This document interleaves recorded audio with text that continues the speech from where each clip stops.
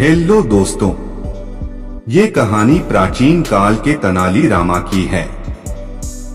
आइए शुरू करते हैं। तिरुमल तेनालीराम का गहरा मित्र था।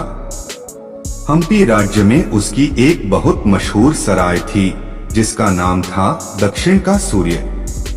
तिरुमल अपनी सराय से बहुत परेशान था।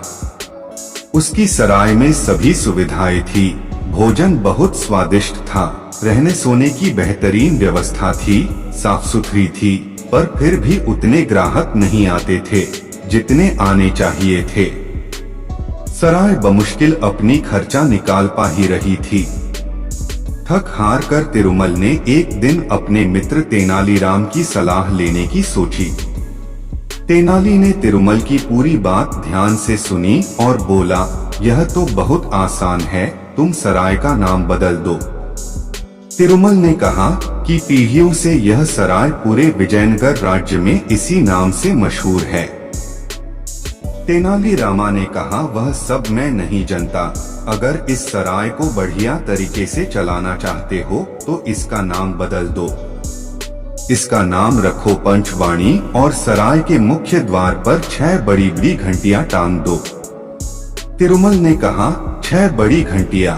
क्या कह रहे हो मित्र, यह तो बड़ी अजीब बात है। नाम है पंचवाणी और घंटियां टांगू 6? तिरुमल के अचरज का ठिकाना नहीं था। तेनालीराम ने मुस्कुराते हुए कहा, करके तो देखो फिर बताना। खैर, तिरुमल ने वैसा ही किया जैसा तेनाली ने कहा था और फिर कुछ ऐसा हुआ।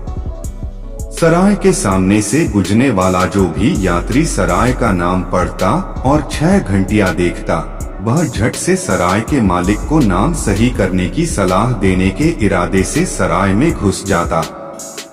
हर कोई यही सोचता कि उससे पहले शायद किसी ने यह गलती पकड़ी ही नहीं है।